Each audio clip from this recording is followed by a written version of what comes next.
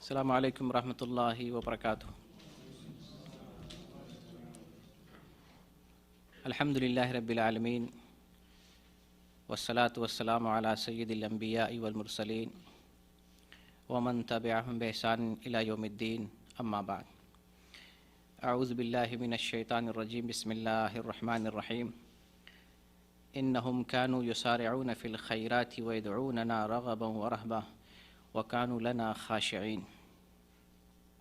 ہر قسم کی تعریف اور بڑائی اللہ رب العالمین کے لیے ہے، جو خالق کائنات ہے، مالک ارض و سما ہے، تمام مخلوقات کا تن تنہا پیدا کرنے والا ہے اور مخلوقات کی ہر قسم کی ضرورتوں کو پورا کرنے والا ہے۔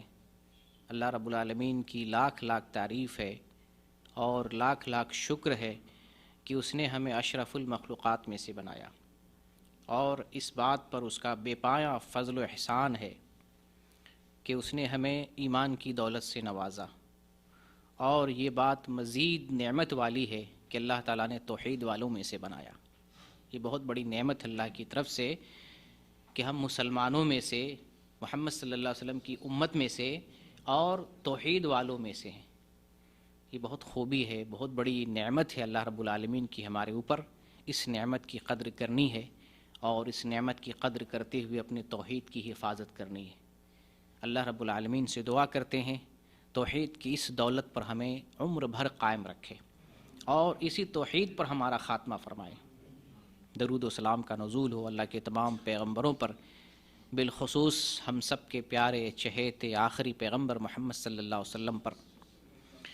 اسلامی بھائیوں اور میری ماں اور بہنوں، آج کا عنوان ہے نیک کاموں میں سبقت کرنا، نیکی، بھلائی، خیر، اعمال صالحہ، اس میں بڑھ چڑھ کر حصہ لینا، اس میں پیش قدمی کرنا، جلدی کرنا، اس طرف دوڑ کے آنا۔ اور اس عنوان کو متعین کرنے کی ضرورت ہمیں اس لیے پڑی ہے کہ ہم مسلسل آپ کے سامنے جو علم کی روشنی بکھیرتے ہیں، علم پیش کرتے ہیں، دروس دیتے ہیں، نبی کریم صلی اللہ علیہ وسلم کے احادیث طیبہ کو بیان کرتے ہیں، قرآن کریم کی تعلیمات سے آپ کو روشناس کرتے ہیں، تو اس بات کی ضرورت ہے کہ ہم صرف سنتے ہیں یا عمل میں بھی لاتے ہیں۔ اس بات کی بہت ضرورت ہے۔ آج بڑے بڑے جلسے ہوتے ہیں، بڑے بڑے اجتماعات ہوتے ہیں، بڑی بڑی محفلیں، علم کی محفلیں قائم کی جاتی ہیں، لاکھوں روپیے جلسوں پر صرف کیے جاتے ہیں، جب اگر عملی فائدہ اگر دیکھتے ہیں تو صفر نظر آتا ہے۔ پیسے ایک طرف کتنے خرچ کیے جاتے ہیں، کتنے بڑے بڑے عالموں کو بلایا جاتا ہے، کتنا پیسہ صرف کیا جاتا ہے، کتنی محنت کی جاتی ہے اسٹیج کو سجانے میں، پنڈال کو سجانے میں، لوگوں کے انتظام انصراف کرنے میں بہت زیادہ کوشش کی جاتی ہے۔ جلسہ ختم ہوتا ہے، اجتماع ختم ہوتا ہے، اس کا پروفٹ دیکھتے ہیں، عملی میدان میں اس کا نمونہ تلاش کرتے ہیں تو نہ کے برابر ملتا ہے۔ تو اسی پہلو سے ہم یہ موضوع رکھے ہیں کہ ہم آپ کو بھی اور اپنے آپ کو بھی جگانا چاہتے ہیں کہ جو علم ہم سیکھ رہے ہیں اس علم کو عمل میں بھی لاتے ہیں کہ نہیں لاتے، یا وہی جو جلسے والے جو حال اور رویہ ہے اسی حال پہ ہیں، اسی راستے پر ہیں، تب تو وہ علم کا کوئی فائدہ نہیں۔ علم تو تقاضا کرتا ہے عمل کی طرف آئیں، علم تقاضا کرتا ہے عمل کی طرف دوڑ کے آئیں۔ جس وقت آپ کو علم ملے، جس وقت آپ کو سبق ملے، جس وقت آپ کو حدیث ملے، جس وقت آپ کو ذکر ملے، قرآن کی آیت ملے، کوئی روشنی ملے، کوئی ہدایت ملے، لپک پڑیں، اس طرف دوڑ پڑیں، اس طرف چل جائیں، اس طرف اس کو عمل میں لے آئیں۔ علم اس بات کا تقاضا کرتا ہے، علم عمل کا تقاضا کرتا ہے، تو ہمیں عمل کو اپنی زندگی میں لانا ہے۔ اسی سوچ سے اور اسی فکر سے میں نے یہ عنوان رکھا ہے کہ میں آج بیدار کروں اپنے اسٹوڈنٹ کو، اپنے طالب علم کو جگاؤں۔ آپ نے جو سبق پڑھا ہے، آپ نے جو علم حاصل کیا ہے، آپ جو چل کے آتے ہیں، آپ جو اخذ کر رہے ہیں، سیکھ رہے ہیں، اس کو اپنی زندگی میں برت رہے ہیں کہ نہیں برت رہے۔ انسانی فطرت میں یہ چیز داخل ہے کہ وہ انسان جلد بازی کرتا ہے، زندگی میں اس کا پہلو نظر آتا ہے، جلد باز ہے انسان، جلدی کرتا ہے، جلد بازی کرتا ہے۔ خاص طور سے جو معصیت کا کام ہے، نافرمانی کا کام ہے، وہ کام جس سے منع کیا گیا ہے طبیعت اس طرف بہت جاتی ہے، جس سے روکا گیا ہے، یا اپنے فائدے کی بات ہوتی ہے، مفاد کی بات ہوتی ہے، دنیاوی فائدہ ہوتا ہے، تو انسان اس میں جلد بازی کرتا ہے، وہاں بہت جلد بازی کرتا ہے۔ انسانی فطرت میں یہ چیز دیکھنے کو آتی ہے، لیکن جو نیکی کا کام ہوتا ہے، نیک کام، اس طرف طبیعت بہت کم جاتی ہے، اس طرف آدمی آتا نہیں ہے، بڑی مشکل سے نیک کام کی طرف آتا ہے۔ انسان کی طبیعت میں جلد بازی ہے، لیکن جلد بازی کس طرف ہے؟ معصیت میں ہے، کفر میں ہے، نافرمانی میں ہے، دنیا کے کاموں میں ہے، اپنی طبیعت اور چاہت کے کاموں میں ہے۔ اس کو میں 2 مثالوں سے سمجھانے کی کوشش کرتا ہوں۔ ایک مثال ہم لیتے ہیں دنیا کی مثال، لہو و لعب کی مثال، جیسے انسان کھیل کو پسند کرتا ہے، کرکٹ کو پسند کرتا ہے، فٹ بال کو پسند کرتا ہے، جیسے ابھی عالمی فٹ بال چل رہا ہے اور میچ ہو رہے ہیں۔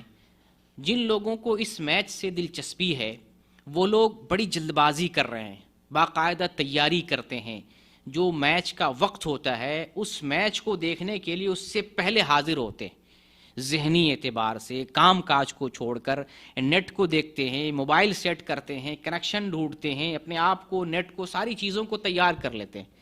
مقصد کیا ہوتا ہے؟ ٹائم ٹو ٹائم پورا میچ ہم دیکھ سکیں۔ یہ انسان اس معاملے میں، اپنی مرضی اور چاہت کے معاملے میں بڑا فٹ ہے، بہت ٹائم ٹیبل کا پابند ہے۔ اس کے بالمقابل آپ نماز کی مثال لے لیں، جمعے کی نماز کی مثال لے لیں، ایک دین کا کام ہے، ایک عبادت ہے، عمل خیر ہے، اس طرف لوگوں کی توجہ کتنی ہوتی ہے ذرا غور کر کے دیکھیں۔ باقاعدہ ایک سورہ ہے، سورۃ الجمعہ، جمعہ کی فضیلت بیان کی گئی ہے۔ جب جمعہ کی اذان ہو جائے کام چھوڑ دو، مشغولیت چھوڑ دو، آ جاؤ اللہ کے ذکر کی طرف، آ جاؤ نماز اور عبادت کی طرف۔ لیکن ہمارا کیا حال ہوتا ہے؟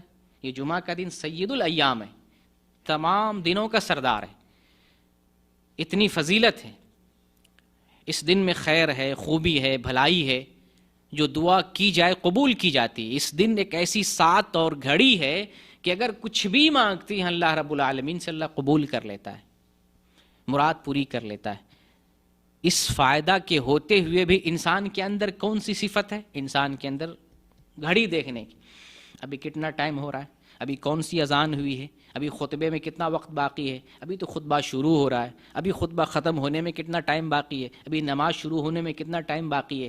یہ ٹائم، وقت، گھڑی دیکھ دیکھ کے جب نماز شروع ہوتی ہے اس ٹائم اکثر و بیشتر لوگ جاتے ہیں۔ تو آپ نے دین اور دنیا کا فرق دیکھ لیا کہ دین میں انسان تاخیر کر رہا ہے، عمل میں تاخیر کر رہا ہے، اور دنیاوی معاملات میں اپنی چاہت جہاں ہے یا اپنی مرضی جہاں ہے، طبیعت اور ضمیر جس طرف جا رہا ہے، لے کے جا رہا ہے، اس میں ہم بڑے چست درست اور بہت ہی فٹ ہوتے ہیں۔ تو یہاں سے ہمیں سبق مل رہا ہے کہ ہمیں تیاری تو آخرت کی کرنی ہے، ہم دنیا کی تیاری کر رہے ہیں، باقاعدہ تیاری کرتے ہیں دنیاوی کام کے لیے، دنیاوی مشاغل کے لیے ہم بہت تیاری کرتے ہیں، جبکہ ہماری اصل تیاری آخرت کے لیے ہونی چاہیے۔ اسی پہلو کو سامنے رکھتے ہوئے میں نے سوچا کہ لوگوں کو آج جگاؤں، بیدار کروں، لوگوں کی اس طرف لاؤں کہ جو ہم سیکھ رہے ہیں اس کو عمل میں لانا ہے، اس طرف چل کے آ جانا ہے، دوڑ کے آ جانا ہے۔ اللہ نے اس کا حکم دیا ہے، یہ انبیاء کرام کی صفت ہے، مومنین کی صفت ہے۔ نیکی کے کام میں جلد بازی کرتے ہیں، نیکی کے کام کی طرف دوڑ جاتے ہیں، اس کی طرف جو ہے فوراً ہی پلٹ جاتے ہیں۔ نیکی کا کام معلوم ہوا فوراً اس طرف چلے جاتے ہیں۔ لیکن ہمارے اندر جو صفت ہے، ہم جمع کرتے ہیں، میموری جمع کرتے ہیں، حتیٰ کہ جلسوں میں حاضر ہوتے ہیں، محفلوں میں حاضر ہوتے ہیں، بیانوں میں شریک ہوتے ہیں، تو اس وقت ہمارا بیان، ہماری تقریر، ہماری واعظ اور نصیحت کانوں کے ٹیسٹ تک محدود ہو گئی ہے۔ کسی جلسے میں جاتے ہیں، 10 علماء کرام نے تقریر کی ہے تو سامعین کا کمنٹ ہوتا ہے کہ فلاں مولانا نے اتنی اچھی تقریر کی ہے، فلاں مولانا نے اتنی اچھی تقریر کی ہے۔ گویا کہ ہم نے واعظ، نصیحت، درس، تدریس اور ان چیزوں کو، دینی کاموں کو ہم نے کانوں کا ٹیسٹ بنایا ہے۔ کن کی بات اچھی تھی، کن کی بات کانوں میں اچھی رس گھول رہی تھی، کن کی بات پیاری لگ رہی تھی، کن کا اسلوب اچھا تھا۔ اسلوب کچھ بھی ہو، دین اگر کوئی بھی کسی بھی طریقے سے پہنچا رہا، ہمیں اس پر عمل کرنا ہے۔ لیکن اگر اس وقت دین اور دعوت محض ٹیسٹ کے لیے استعمال کیے جا رہے ہیں، کیسا ہے وہ مولانا، کیسے بولتے، وہ مولانا کیسے بولتے، ان کی تقریر کیسی ہے، یہ دین نہیں ہے۔ یہ پیمانہ نہیں ہے، یہ تقاضا نہیں ہے دین کا۔ دین کا تقاضا یہ ہے کہ کوئی بھی مولانا قرآن کی بات کرے، حدیث کی بات کرے، اسلوب کیسا بھی ہو، انداز کیسا بھی ہو، طریقہ کیسا بھی ہو، دین کی بات اگر ہمیں معلوم ہو رہی ہے، اس میں یہ جج کرنے کی، اس میں یہ کمنٹ کرنے کی، اس میں یہ تبصرہ کرنے کی ضرورت ہی نہیں ہے کہ فلاں کی بات اچھی ہے، فلاں کا انداز اچھا نہیں ہے، فلاں اچھا نہیں بولتا، ان کا انداز نہیں اچھا ہے۔ مقصد دین پہنچانا ہے، کسی بھی وسیلے سے، کسی بھی طریقے سے اور کسی بھی ذریعے سے۔ تو دین کی باتیں عمل کرنے کے لیے ہوتی ہیں، دین جیسے معلوم ہو جائے ہمیں عمل میں لانا، اس طرف ہمیں آج توجہ دینے کی ضرورت ہے۔ آج طلباء کو، آج اپنے سامعین کو میں اس طرف توجہ دلانا چاہتا ہوں۔ سب سے پہلے یہ سمجھ لیں بنیادی چیز کہ اسلام نے ہمیں کسی بھی کام میں جلد بازی کرنے سے منع کیا ہے۔ جلد بازی، ایک ہے کام کی طرف جلدی آنا اور ایک ہے کام میں جلد بازی کرنا، یہ دو الگ الگ چیز ہے۔ اس لیے اس بات کو ذہن میں رکھیں، کام میں جلد بازی کرنا اور ایک ہے کام کی طرف جلدی آنا، دو الگ الگ ہے۔ کام میں جلد بازی مقصود نہیں ہے، عبادت کریں اطمینان سے، سکون سے، وقار سے، سنجیدگی سے، خشوع خضوع کے ساتھ، یہ مطلوب ہے اسلام میں۔ آپ نماز پڑھیں، دعا کریں، آپ تہجد کی نماز پڑھیں، قرآن کی تلاوت کریں، سمجھ کر، اطمینان سے، ٹھہر کر، غور و فکر کے ساتھ آپ قرآن کی تلاوت کریں، نماز پڑھیں سکون کے ساتھ، وقار کے ساتھ، سمجھداری کے ساتھ، خشوع کے ساتھ، اللہ کا تصور کرتے ہوئے، اللہ کو یاد کرتے ہوئے۔ یہ مطلوب ہے عبادت میں اور عملوں میں۔ عمل کریں تو اطمینان و سکون کے ساتھ۔ لیکن آج میرا بیان کیا ہے کہ ہم کسی بھی چیز کے بارے میں علم حاصل کرتے ہیں، کوئی چیز ہمیں معلوم ہوتی ہے، دین کی کوئی بات معلوم ہوتی ہے، فوراً لپک پڑیں، اس طرف آ جائیں۔ یہ ہے دین کی طرف، اس کو بولتے سبقت کرنا، دین کی طرف جلد بازی کرنا، دین کی طرف آ جانا۔ اللہ تعالیٰ نے اس کا ہمیں حکم دیا ہے، اللہ کے رسول نے ہمیں اس کا حکم دیا ہے، اور یہ انبیاء کی سنت رہی ہے، ان کی سیرت میں یہ ہے کہ عمل کی طرف وہ جلدی دوڑ کے آ جاتے تھے۔ اللہ کی طرف سے کوئی آرڈر آیا فوراً عمل کر لیتے تھے۔ یہی جو ہے بڑے اعلیٰ مومنین کی صفت ہوا کرتی ہے کہ جب اللہ کی طرف سے کوئی پیغام انہیں پہنچ جاتا ہے، مل جاتا ہے، تو عمل کرنے میں تاخیر نہیں کرتے۔ لیکن ہماری اس کے برعکس صفت ہے کہ ہم عمل جو ہے سوچ کے کرتے ہیں، اپنی طبیعت کے مطابق کرتے ہیں۔ ہمارے پاس بہت ساری معلومات ہوتی ہے، لیکن عمل صرف وہی کرتے ہیں جو ہمیں اچھا لگتا ہے، جو ہمیں ہماری نظروں کو بھاتا ہے، جو ہمیں ہمارے نفس کو، ضمیر کو گوارا ہوتا ہے، انہی چیزوں پر عمل کرتے ہیں۔ باتیں تو ڈھیر ساری معلوم ہوتی ہیں، لیکن عمل کی طرف جو ہے بہت کم آتے ہیں۔ تو اس بات کی میں نے وضاحت کر دی ہے کہ عمل جب کریں گے تو سکون کے ساتھ، اطمینان کے ساتھ عمل کریں گے۔ جیسے وضو ہم کریں گے تو نبی صلی اللہ علیہ وسلم نے حکم دیا ہے اطمینان کے ساتھ، کامل وضو کرو، کامل وضو، اطمینان و سکون کے ساتھ، جلد بازی نہیں کرنا ہے۔ اسی طریقے سے نماز پڑھتے ہوئے نبی کریم صلی اللہ علیہ وسلم نے حکم دیا ہے اذا اقیمت الصلاۃ فلا تاتوها تسعون واتوها تمشون علیکم السکینہ۔ یہ صحیح بخاری کی حدیث ہے کہ جب نماز کھڑی ہو جائے تم دوڑ کے نہیں آؤ، تم دوڑ کے نہیں آؤ، اطمینان، سکون، وقار کے ساتھ آؤ۔ تو نماز جماعت کھڑی ہو رہی ہے، ہم سوچتے ہیں کہیں جماعت چھوٹ نہ جائے، رکعت نہ چھوٹ جائے، تو ہم دوڑ کے آتے ہیں، یہ مطلوب نہیں۔ آپ اطمینان اور سکون کے ساتھ جماعت میں شامل ہوں، نماز پڑھیں تو سکون کے ساتھ پڑھیں۔ ایک صحابی نبی صلی اللہ علیہ وسلم مسجد میں تھے، ایک صحابی آتے ہیں، نماز پڑھتے ہیں، جھٹپٹ نماز پڑھتے ہیں، جانے لگتے ہیں، آپ صلی اللہ علیہ وسلم لوٹاتے ہیں، ارجع فصلی فإنک لم تصلی، ارجع لوٹ جاؤ، فصلی دوبارہ نماز پڑھو، فإنک لم تصلی تم نے نماز ہی نہیں پڑھی ہے۔ عبادت میں جھٹپٹ مقصود نہیں ہے، آپ سکون اور وقار کے ساتھ بندگی کریں، یہ عبادت میں مطلوب ہے۔ اس لیے اس بات کو ذہن میں رہے کہ عبادت جلدی جلدی نہیں کرنا ہے، اطمینان و سکون کے ساتھ کرنا ہے، لیکن عبادت کی طرف جلدی آنا ہے۔ نماز پڑھنا ہے، نماز کا جو وقت ہے اس وقت پہ ہمیں ادا کر لینا ہے۔ کسی نیکی کی طرف ہمیں تعلیم ملی ہے، مولانا نے کوئی بات بتائی ہے، کسی کتاب میں ہم نے کوئی نیکی والی بات پڑھی ہے، ہم اس طرف فوراً لپک جائیں، اس طرف آ جائیں۔ چنانچہ اللہ رب العالمین نے قرآن میں حکم دیا ہے، مومنوں کو حکم دیا ہے فاستبقوا الخیرات، تم نیکی کے کاموں میں سبقت کرو، اس طرف جلدی آ جاؤ، اس طرف جلدی آ جاؤ۔ سبقت سمجھتے ہیں؟ سبقت کہتے ہیں اوورٹیک کرنا۔ جیسے گاڑی چلاتے ہیں، ڈرائیونگ کرتے ہیں آپ، تو ایک شخص کی گاڑی اگر آپ سے آگے جا رہی ہو، آپ کوشش کیا کرتے ہیں؟ ہم اپنی گاڑی کی اسپیڈ بڑھائیں اور اوورٹیک کر کے ہم آگے ہو جائیں، یہ ہے سبقت۔ یہ مومن کی بہت بڑی صفت ہے، مومن کی چاہت ہوتی ہے ہم نیکی میں سبقت کریں، نیکی کی طرف جلدی جلدی آئیں، یہ تو صفت آئی مومن کی، یہ صفت ہے مومن کی، نیکی کی طرف جلدی جلدی آنا، یہ مومن کی صفت ہے۔ اور یہ بھی مومن کی صفت ہے کہ ایک دوسرے سے نیکی میں بڑھ جائیں۔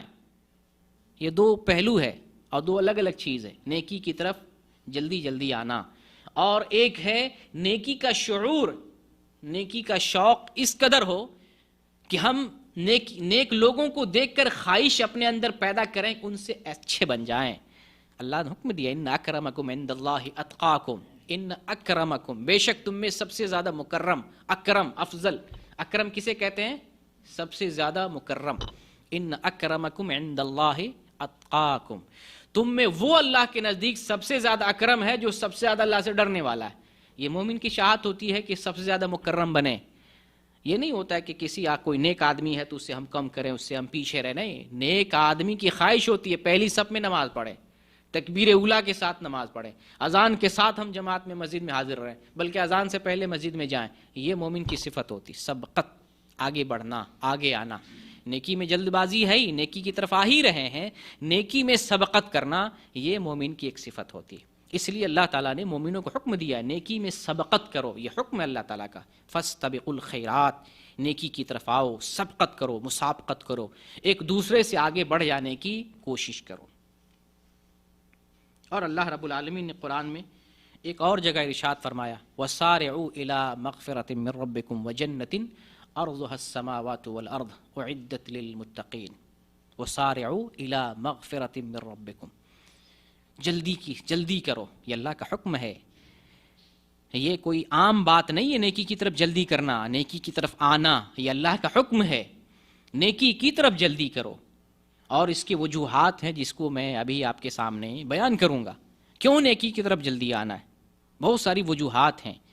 تو اللہ تعالیٰ نے حکم دیا وَسَارِعُوا إِلَىٰ مَغْفِرَةٍ مِّن رَّبِّكُمْ، اپنے رب کی مغفرت کی طرف جلد بازی کرو، جلدی سے آ جاؤ۔ وَجَنَّةٍ، اور ایسی جنت کی طرف عَرْضُهَا السَّمَاوَاتُ وَالْأَرْضُ، جس کی چوڑائی عرض آسمان اور زمین کے برابر ہے۔ اعدت للمتقین، جو جنت کس کے لیے تیار کی گئی ہے؟ متقیوں کے لیے تیار کی گئی ہے۔ سبحان اللہ، اللہ رب العالمین نے بہت بڑی بات یہاں بیان کی ہے کہ تم آؤ اللہ کے مغفرت کی طرف، اپنے رب کی مغفرت کی طرف۔ اپنے رب کی مغفرت سے مراد کیا ہے؟ اپنے رب کی مغفرت سے مراد ہے ایسے اعمال کی طرف آؤ، ایسے نیک کاموں کی طرف آؤ جو مغفرت کے سبب بنتے ہیں۔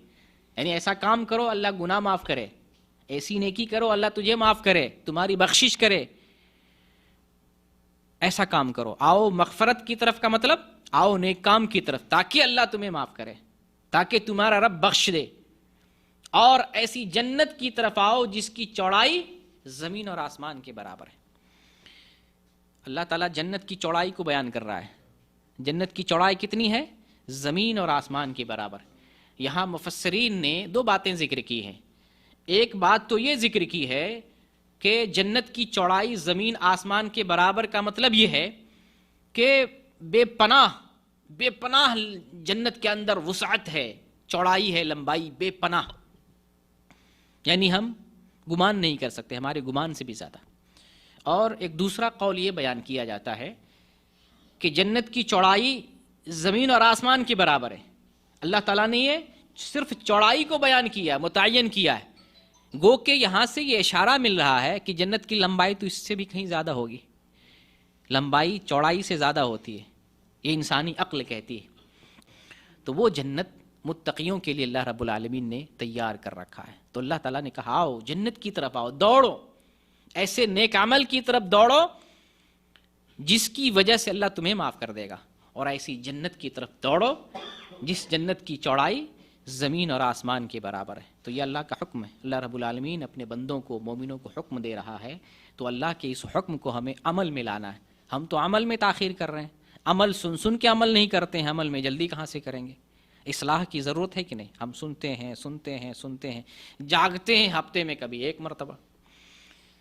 جیسے نماز کی ایک مثال ہے، نماز تو معلوم ہے ہمیں 5 وقت کی نماز فرض ہے، پڑھنا ہے، اس کے بغیر مسلمان نہیں ہو سکتے ہیں، لیکن عمل کب کرتے ہیں؟ بہت سارے مسلمان ہفتے میں ایک بار جاگتے، آج جمعہ ہے، آج نماز پڑھنی ہے نا، ہفتے میں وہ ایک بندہ ایک مرتبہ جاگ رہا ہے، جبکہ 24 گھنٹہ میں 5 مرتبہ سے بیدار ہونا ہے، نماز پڑھنا ہے، نماز کی تیاری کرنی، اللہ کی بندگی کرنی ہے، روزانہ روزانہ 5 مرتبہ بندگی کرنی ہے. لیکن دنیا کے مسلمان ہفتے میں 1 بار جاگتے ہیں، تو عمل ہی ہمارے پاس نہیں ہے تو جلدی جلدی کدھر سے کریں گے؟ تو دونوں طرف ہمیں اصلاح کی ضرورت ہے. ایک تو عمل کی طرف آنا ہے کہ جو کچھ ہمیں معلوم ہو رہا ہے، علم مل رہا ہے، اس علم کو عمل میں لانا ہے. اور دوسری خوبی یہ پیدا کرنی ہے کہ ہم عمل کی طرف جلدی جلدی آئیں. اگر اس میں تیسری خوبی کو ایڈ کر لیں مسابقت کی، یہ تو سونے پہ سہاگا ہے. مسابقہ، سبقت کرنا نیکی میں، یہی اصل ہم اس چیز کی طرف بلانا چاہتے ہیں کہ ہمارے اندر یہ خواہش ہو کہ ہم عمل میں سبقت کریں. کسی مولانا کو ہم نے دیکھا وہ تہجد گزار ہیں، کسی مولانا کو ہم نے دیکھا وہ بڑے نیکی کے پابند ہیں، وہ مولانا جو ہے سچ بولتے ہیں، وہ مولانا جو ہے حلال روزی کھاتے ہیں، چاہے فقیری ہی میں کیوں نہ زندگی گزارے، لیکن دیکھتا ہوں وہ حلال رقناہی کی تلاش میں رہتے ہیں. کسی کی خوبی کو دیکھ کر سبقت کرنے کی، آگے آنے کی کوشش کرے. کوئی عام سا بھی انسان اگر اس کے اندر اچھائی ہے، اچھا کام ہے، نیکی کا کام ہے، ہماری کوشش ہو کہ ہم ان سے اچھا کام کرنے کی، ان سے بھی بہتر بننے کی کوشش کریں. تو یہ ہماری خوبیاں ہونی چاہیے. اللہ رب العالمین مومنوں کو حکم دیا نیکی کی طرف جلدی کرو، اور اللہ رب العالمین پھر جو ہے مومنوں کی صفت بیان کر رہا ہے کہ یہ مومن کی صفت ہے.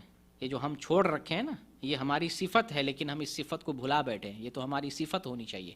اللہ رب العالمین نے بتایا ایک تو مومن کی صفت ہے.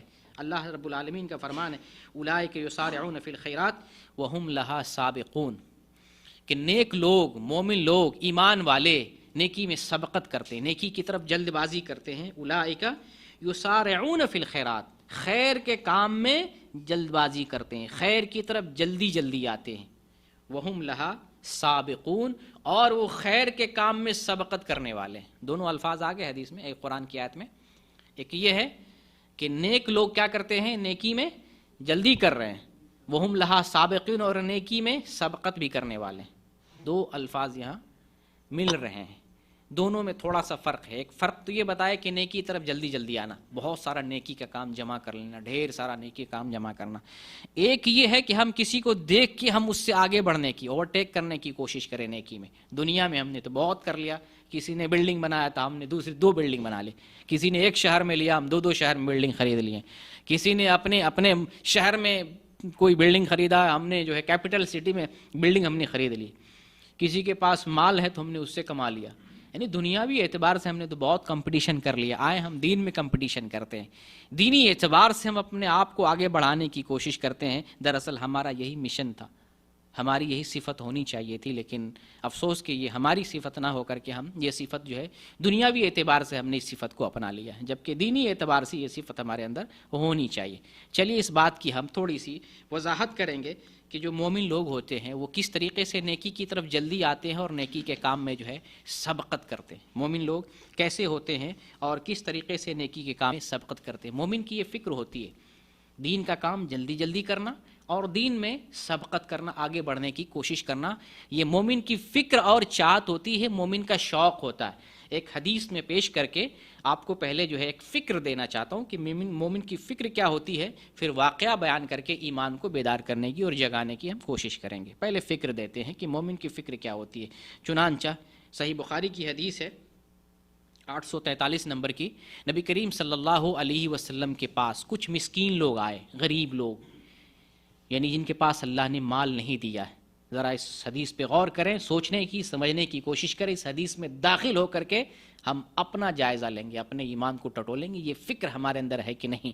اگر یہ فکر ہمارے اندر پیدا ہو جائے تو انشاءاللہ ہمارے اندر جلدی بازی بھی آئے گی اور ہمارے اندر مسابقت کی بھی صفت پیدا ہوگی. یہ فکر دیکھیں، کچھ لوگ مسکین نبی کریم صلی اللہ علیہ وسلم کی خدمت میں آئے اور انہوں نے عرض کیا اللہ کے رسول، مالدار لوگ تو بلند مقام اور جنت لے گئے، وہ کامیاب ہو گئے، ان کو جنت مل گئی، ان کو بلند مقام مل گیا. وہ ہماری طرح نماز پڑھتے ہیں، ہماری طرح روزہ رکھتے ہیں، اور اللہ نے مال دیا ہے تو کیا کرتے ہیں؟ حج کرتے ہیں، عمرہ کرتے ہیں، جہاد کرتے ہیں اور صدقہ کرتے ہیں. کون لوگ؟ مالدار لوگ. تو اللہ تعالیٰ نے مال دیا، وہ تو جو ہے جنت اور بلند مقام لے گئے مال کی بنیاد پہ. ہم غریب ہیں، یتیم ہیں، مسکین، اللہ نے مال نہیں دیا تو حج نہیں کرتے، عمرہ نہیں کرتے، جہاد نہیں کرتے، صدقہ نہیں کرتے، ہم تو پیچھے رہ گئے. یہ کون سی فکر ہے؟ فکر نیکی میں بڑھنے کی فکر ہے کہ دیکھو نیک مالدار لوگ نماز بھی پڑھتے ہیں، روزہ بھی رکھتے ہیں، ساتھ ساتھ حج بھی کر رہے ہیں، عمرہ بھی کر رہے ہیں، جہاد بھی کر رہے ہیں اور صدقہ بھی کر رہے ہیں. یہ جو 4 بڑی بڑی خوبیاں ہیں، مال سے جڑی ہوئی خوبیاں ہیں، مال کی اس خوبی سے تو محروم ہو گئے. اللہ کے رسول ہم ان سے آگے کیسے بڑھ سکتے ہیں؟ یہ فکر ہے، یہ ایک تھنکنگ ہے، نیکی کی سوچ ہے.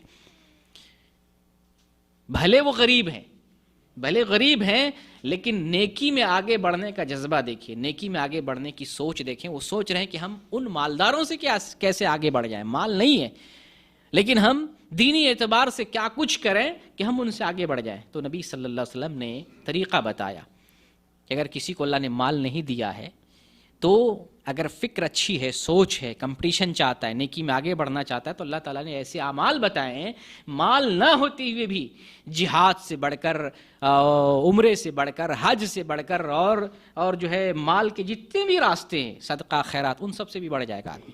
نبی صلی اللہ علیہ وسلم نے فرمایا کہ میں تمہیں بتاتا ہوں، ایسی بات بتاتا ہوں، اگر تم عمل کرتے ہو تو تم پہلے والے لوگوں کے مقام کو پالو گے، جو گزر گئے بڑے بڑے لوگ، ان کے مقام کو پا سکتے ہو، اور تمہارے مقام کو کوئی پا نہیں سکے گا. تم اپنے درمیان سب سے بہترین انسان بن جاؤ گے، سوائے اس کے جو ایسا عمل کرے، جو تم جیسا عمل کرے. میں جو تم کو بتانے جا رہا ہوں اس پر جو چلے گا وہ تم جیسا ہو جائے گا، بہترین انسان بن جائے گا.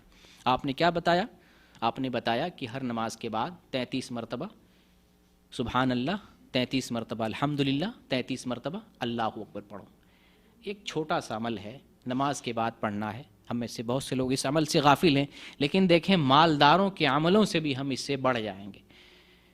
تو ایک فکر، یہاں میں فکر دے رہا ہوں کہ یہ مسکین لوگ جن کو اللہ تعالیٰ نے مال نہیں دیا تھا لیکن جذبہ نیکی دیکھیں، نیکی کا شوق، نیکی کی فکر اور آگے بڑھنا، کمپٹیشن کرنا نیکی میں، وہ فکر دیکھیں کہ کتنی بڑی فکر ان کے اندر ہے نیکی میں، اور جو ہے ان مالداروں سے آگے بڑھ جانے میں کتنی بڑی فکر ان کے پاس ہے. چنانچہ آئیے ہم یہ جو مومن کی صفت ہے، ذرا ہم مومنوں میں تلاش کرتے ہیں کہ یہ صفت مومن میں کس طرح سے پائی جاتی ہے.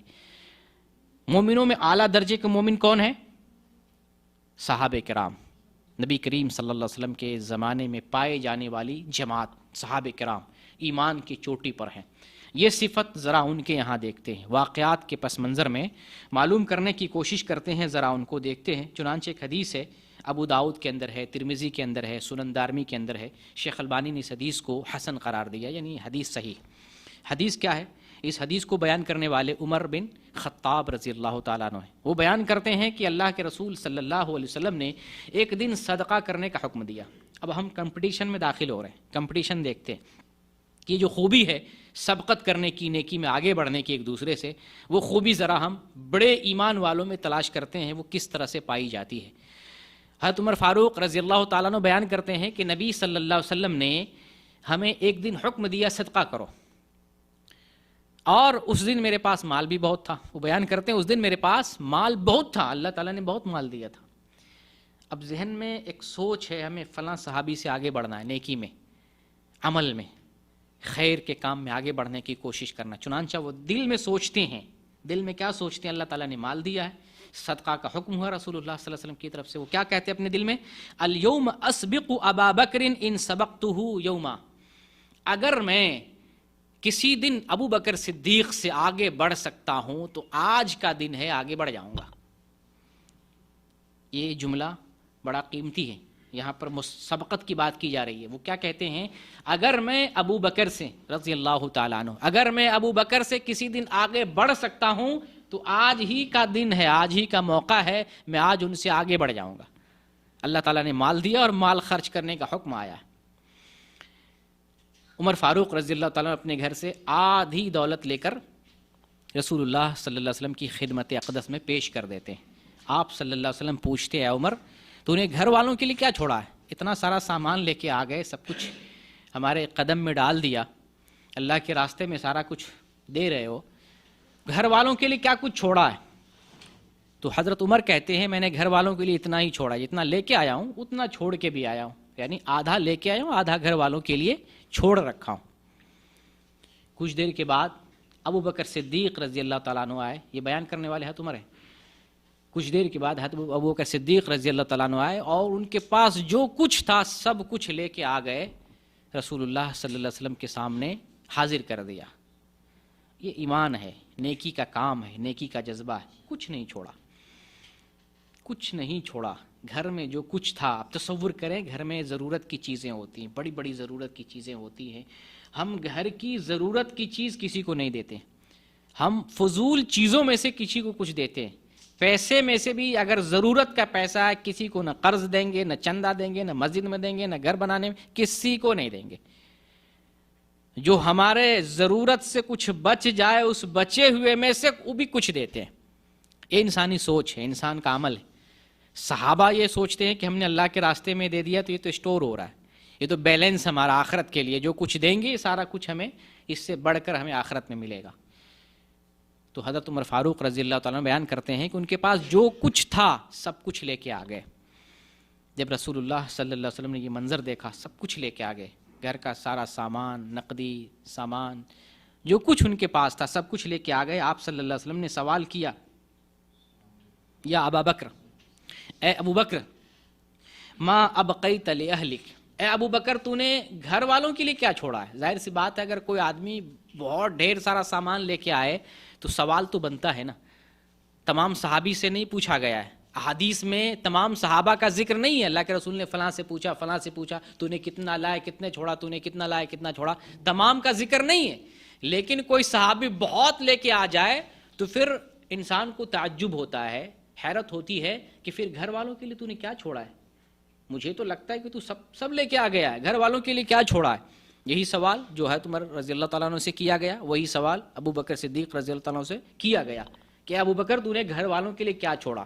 ابو بکر رضی اللہ تعالیٰ عنہ بیان کرتے ہیں، ابقیت لہم اللہ و رسولہ، میں نے گھر والوں کے لیے اللہ اور اس کے رسول کو چھوڑ آیا ہوں، اللہ اور اس کے رسول کی محبت کو چھوڑ آیا ہوں۔ میں ابھی مغرب سے پہلے بھی بیان کر رہا تھا نا کہ اگر آپ علم حاصل کرتے ہیں، اللہ علم کی برکت سے دنیا کی دولت بھی دیتا ہے، دنیا کا کام بھی بناتا ہے، دنیا کا فائدہ بھی دیتا ہے، اور آخرت کا فائدہ اپنی جگہ پر ہے ہی۔ علم حاصل کرتے ہیں، علم پر عمل کرتے ہیں، اللہ کے راستے میں خرچ کرتے ہیں، اس کی برکت سے اللہ رب العالمین آپ کو دنیا میں بھی دیتا ہے اور آخرت میں تو اس کا ڈھیر سارا بدلہ ہے ہی، ڈھیر سارا بدلہ ہے۔ تو ابو بکر صدیق رضی اللہ تعالیٰ عنہ کا جواب، میں نے گھر والوں کے لیے اللہ اور اس کے رسول کی محبت چھوڑ آیا ہوں، اللہ اور اس کے رسول کو چھوڑ آیا ہوں۔ جن کے پاس اللہ اور اس کا رسول ہو ان کے پاس دنیا کی ہر دولت ہے، ہر چیز ہے۔ کسی کو اللہ کا ساتھ مل جائے، کسی کو اللہ کے رسول کی محبت نصیب ہو جائے تو دنیا کی اس سے بڑھ کر کوئی عظیم دولت نہیں ہے۔ اس واقعے میں ہمارے لیے بہت بڑی نصیحت ہے۔ تو یہ جب منظر دیکھتے ہیں، عمر فاروق رضی اللہ تعالیٰ عنہ منظر دیکھتے ہیں تو وہ کیا کہتے ہیں؟ وہ کہتے ہیں واللہ لا اسبق الی شیء ابدا، اللہ کی قسم کھاتے ہیں، واللہ میں اللہ کی قسم کھاتا ہوں میں کبھی ابو بکر سے آگے نہیں بڑھ سکوں گا۔ تو یہ ابو بکر صدیق رضی اللہ تعالیٰ عنہ کیا کر رہے ہیں؟ ایمان میں آگے بڑھے ہوئے۔ عمر فاروق رضی اللہ تعالیٰ عنہ کیا کرتے ہیں؟ سامنے ایک منظر ہے، ایک شخصیت ہے، ایک نیک اور صالح آدمی ہے، ایک بزرگ ہستی ہے، ان کی نیکی سامنے ہے کہ میں ابو بکر صدیق سے کیسے آگے بڑھوں۔ اللہ تعالیٰ نے مال دیا تھا، وہ مناسب موقع تھا کہ اگر آج بڑھ سکتا ہوں تو آج ہی کا موقع ہے، آج ابو بکر صدیق سے میں آگے بڑھ جاؤں گا۔ لیکن اللہ رب العالمین جو ہے کسی کو نیکی کی توفیق دیتا ہے، وہ بھی اوپر سے لکھا ہوا رہتا ہے، اللہ کسی کو نیکی میں آگے بڑھاتا ہے، نیکی کی توفیق دیتا ہے، نیکی کا جذبہ دیتا ہے۔ اسی طرح کا ایک واقعہ اور مسند احمد کے اندر مذکور ہے، اور اس کو بھی بیان کرنے والے عمر فاروق رضی اللہ تعالیٰ عنہ ہیں۔ وہ بیان کرتے ہیں کہ ایک مرتبہ رسول اللہ صلی اللہ علیہ وسلم ابو بکر صدیق کے ساتھ گزر رہے تھے، آپ کا گزر ابن مسعود رضی اللہ تعالیٰ عنہ پر سے ہوا۔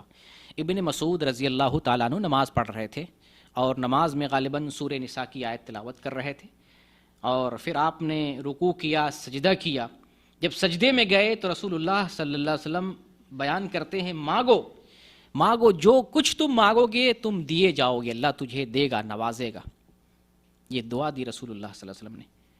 اور جب ابن مسعود رضی اللہ تعالیٰ عنہ قرآن پڑھتے تو رسول اللہ بڑی محبت سے، بڑے شوق سے سنا کرتے تھے، بڑی اچھی تلاوت کرتے تھے۔ پھر جب واپس پلٹنے لگے تو آپ صلی اللہ علیہ وسلم نے کیا کہا کہ قرآن جس طرح سے تر و تازہ نازل ہوا ہے اگر اس طرح سے کوئی تلاوت کرنا چاہتا ہے تو ابن مسعود کی طرح تلاوت کرے۔ نبی صلی اللہ علیہ وسلم کا یہ بیان کرنا تھا۔ حضرت عمر کیا سوچتے ہیں اپنے دل میں؟ اپنے دل میں یہ سوچتے ہیں کہ میں یہ خبر راتوں رات ابن مسعود کو جا کے پہنچا دوں۔ یہ بہت بڑی بشارت ہے، کیونکہ یہ بشارت ابن مسعود رضی اللہ تعالیٰ عنہ کے سامنے نہیں دی گئی، یہ بشارت عمر رضی اللہ تعالیٰ عنہ ہیں، ابو بکر ہیں اور محمد صلی اللہ علیہ وسلم ہیں۔ دونوں کے بیچ نبی صلی اللہ علیہ وسلم نے ابن مسعود رضی اللہ تعالیٰ عنہ کے بارے میں بشارت دی کہ قرآن جس طرح سے تر و تازہ نازل ہوا اگر اس طرح سے کوئی قرآن کی قرأت کرنا چاہتا ہے تو ابن مسعود کی طرح قرأت کرے۔ عمر فاروق رضی اللہ تعالیٰ عنہ سوچتے ہیں میں راتوں رات یہ خوشخبری، یہ پیغام ابن مسعود تک پہنچا دوں گا۔ رات ہی میں چلے گئے، دروازہ کھٹکھٹایا، ابن مسعود کہتے ہیں خیر تو ہے، رات کے اتنے بجے کیا معاملہ، کس چیز نے اور کس ضرورت نے آپ کو بلایا ہے؟ تو عمر رضی اللہ تعالیٰ عنہ بیان کرتے ہیں کہ اللہ کے رسول نے ایک بشارت آپ کے بارے میں سنائی ہے، وہی آپ تک پہنچانے کے لیے آیا ہوں۔ تو ابن مسعود کہتے ہیں کہ آپ سے سبقت لے گئے ابو بکر صدیق رضی اللہ تعالیٰ عنہ، وہ اللہ کے رسول کا پیغام ہم تک پہنچا چکے، وہ سنا گئے اور بتلا گئے۔ تو حضرت عمر رضی اللہ تعالیٰ عنہ ایک بہت تاریخی جملہ کہتے ہیں، وہ ایسا کام کر کے چلے گئے فَإِنَّهُ سَبَّاقٌ بِالْخَيْرَاتِ۔ سباق، سبقت کی بات کر رہے ہیں، نیکی میں سبقت۔ سبقت مطلب کیا ہے؟ اوورٹیک کرنا، نیکی میں آگے بڑھ جانا، کسی کو دیکھ کر ان سے آگے بڑھنے کی کوشش کرنا، یہ سبقت، جس کو ہم انگلش میں کمپٹیشن کہتے ہیں، کمپٹیشن کرنا، آگے بڑھنا۔ تو حضرت عمر کیا کہتے ہیں؟ فَإِنَّهُ سَبَّاقٌ بِالْخَيْرَاتِ۔ ابو بکر نیکی میں سباق، سباق کہتے ہیں بہت زیادہ آگے بڑھنا، یہ مبالغہ کا صیغہ، اس کے اندر کثرت پائی جاتی ہے، مبالغہ پایا جاتا ہے، یعنی بہت زیادہ نیکی میں آگے بڑھنے والے۔ اور پہلے تو کہہ بھی چکے تھے کہ میں کبھی بھی ان سے آگے نہیں بڑھ سکتا ہوں۔ تو یہ ہے مومن کی صفت، مومن کے اندر یہ خوبی پائی جاتی ہے کہ مومن نیکی کی طرف جلدی آتا بھی ہے اور نیکی میں کمپٹیشن کرتا ہے، کسی کو دیکھتا ہے اچھا آدمی ہے، بزرگ آدمی ہے، صالح ہے، پابند صوم صلات ہے، تو ان سے آگے بڑھ جانے اور ان سے جو ہے آگے نکلنے کی کوشش کر جاتے ہیں۔ یہ مومن کی صفت ہوتی ہے۔ اسی صفت کو اپنے اندر بیدار کرنے، اسی صفت کو اپنے اندر جاگزی کرنے اور اسی کو پیوست کرنے کی ہمیں ضرورت ہے۔ یہ مومن کی بڑی خوبی ہوا کرتی ہے اور اس خوبی کے ذریعے ہم جو ہے ممتاز ہو سکتے ہیں اور اس خوبی کے ذریعے ہم نمایاں ہو سکتے ہیں۔ یہ وہی ابو بکر صدیق رضی اللہ تعالیٰ عنہ ہے۔ نیکی کا جب جذبہ آ جائے جلدی کرنے کا، اور یہ جذبہ پیدا ہو جائے کہ ہم نیک کاموں میں مسابقت کریں، سبقت لے جائیں، سبقت کرنے کی کوشش کریں، تو اللہ تعالیٰ اس کو اس کی توفیق دیتا ہے۔ نیت کا فائدہ ہوتا ہے نا، جیسی نیت ویسی برکت، جیسی نیت کرتے ہیں اللہ اس نیت کی توفیق دیتا ہے۔ اگر آپ نے کسی چیز کے کرنے کی پکی نیت کر لی ہے، اللہ دل جانتا ہے، اللہ نیت کو دیکھ رہا ہے، اگر پکا ارادہ کر لیا ہے نا تو اللہ اس کی توفیق دے گا۔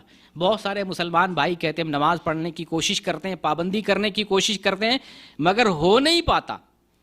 بہت لوگ کہتے ہیں تلاوت کرنے کی کوشش کرتے ہیں، نہیں ہو پاتا۔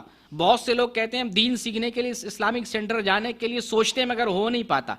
ہو نہیں پاتا اس کا مطلب آپ کی نیت کے اندر کچھ کمی ہے، آپ نے پکا ارادہ نہیں بنایا ہے۔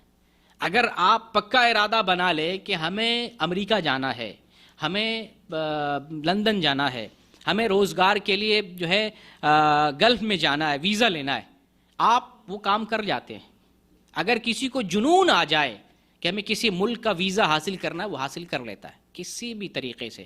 ایک مین پاور گیا، دوسرے مین پاور گیا، تیسرے مین پاور گیا، چوتھے سے ملا، پانچویں سے ملا، دوستوں سے رابطہ کیا، کمپنی سے رابطہ کیا، آدمی ہر اعتبار سے کوشش کرتا ہے اور اس مقام کو پا لیتا ہے جو وہ چاہتا ہے۔ تو یہ دین کا بھی معاملہ ہے۔ اگر آپ اس نیت سے اور اس کوشش سے اس کو پانے کے لیے آپ چاہیں گے، کوشش کریں گے، تو اللہ رب العالمین اس میں کامیابی دے گا اور اس نیت میں برکت دے گا۔ تو یہ ابو بکر صدیق رضی اللہ تعالیٰ عنہ جن کی صفت ہم نے جانی ہے، نیکی میں ہمیشہ آگے ہم نے پایا ہے، یہ وہ انسان ہے جن کے بارے نبی کریم صلی اللہ علیہ وسلم بیان کرتے ہیں۔ صحیح مسلم کی حدیث 1028 نمبر کی، اس کو بیان کرنے والے ابو ہریرہ رضی اللہ تعالیٰ عنہ ہیں۔ نبی کریم صلی اللہ علیہ وسلم فرماتے ہیں آج کوئی روزے سے ہے، آج کوئی تم میں روزہ دار ہے، خاموشی، کوئی کچھ نہیں بول رہا ہے، خاموش ہے. جماعت میں بہت سارے لوگ ہوں گے, سب خاموش ہیں, ایک آواز آتی ہے اور وہ آواز ہے ابو بکر کی, میں روزے دار ہوں. یہ منظر کیسے مل رہا ہے ہمیں دیکھنے کو؟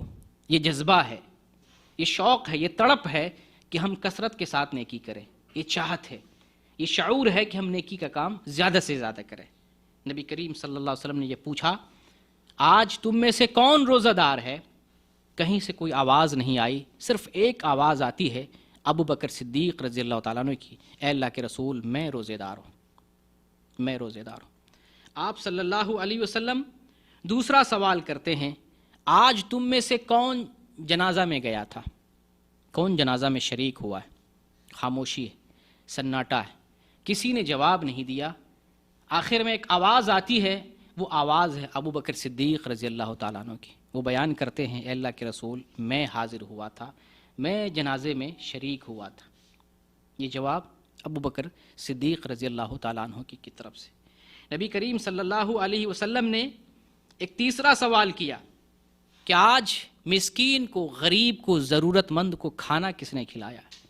خاموشی ہے, سناٹا ہے. صحابہ کی محفل میں, جماعت میں کسی نے جواب نہیں دیا.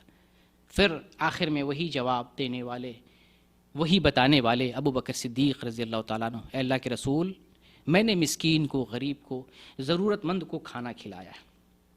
آج ہمارا حال کیا ہے؟ ہمارا حال یہ ہے, پہلے والے انبیاء, اولیاء, صالحین, نیک, متقین لوگ یہ سوچتے تھے کسی کے ساتھ کھانا کھائیں, کوئی مہمان مل جائے, اور اگر کھانے کے وقت بھی ہمارے یہاں مہمان آ جاتا ہے تو ہمارا یہ کردار ہے کہ ہم سوچتے ہیں یہ کب چلا جائے تو کھانا کھائیں گے, کب چلا جائے تو ہم کھانا کھائیں گے. پلٹ گئی دنیا پلٹ گئی, صفت بدل گئی. حیرت ہے ہمارے مقام پر, ہمارے اوصاف میں بہت ہم لوگ پیچھے. دنیا بدل گئی. نیکی کے جو اوصاف تھے, مومن کے جو اوصاف تھے, نیک لوگوں کے جو کردار تھے, وہ کردار ہمارے اندر پائے نہیں جاتے. تو نبی صلی اللہ علیہ وسلم نے جب تیسرا سوال کیا تھا, آج تم میں سے مسکین کو کس نے کھانا کھلایا ہے, تو جواب دینے والے ایک ہی شخص ہیں, وہ ابو بکر صدیق رضی اللہ تعالیٰ عنہ, کہ اللہ کے رسول میں نے مسکین کو کھانا کھلایا. پھر آپ نے ایک چوتھا سوال کیا کہ آج تم میں سے مریض کی عیادت کرنے والا, اس کو دیکھنے والا, اس کی بیمار پرسی کرنے والا کون ہے؟ خاموشی ہے, کسی نے کوئی جواب نہیں دیا. آخر میں پھر وہی جواب دیتے ہیں جنہوں نے پہلی بار, دوسری بار, تیسری بار جواب دیا تھا. ابو بکر صدیق رضی اللہ تعالیٰ عنہ جواب دیتے ہیں کہ اللہ کے رسول میں نے مریض کی عیادت کی ہے, آج عیادت کی ہے. تو آپ صلی اللہ علیہ وسلم ارشاد فرماتے ہیں کہ جس انسان کے اندر یہ خوبیاں جمع ہو جائیں اللہ اس کو جنت دیتا ہے. تو آپ ذرا غور کریں, یہ حدیث میں اس لیے بیان کر رہا ہوں نا کہ نیکی کی توفیق ملتی کس کو ہے؟ کون آتا ہے نیکی کی طرف؟ وہ جو نیکی کی چاہت رکھتا ہے, نیکی کی تمنا رکھتا ہے, نیکی کی طرف آتا ہے. یہ افسوس کا مقام نہیں ہے کہ ہم رات بھر جلسے میں بیٹھے رہتے ہیں, فجر کے وقت اٹھ کے جاتے ہیں, فجر کی نماز تک کتنے سارے لوگ نہیں پڑھتے ہیں.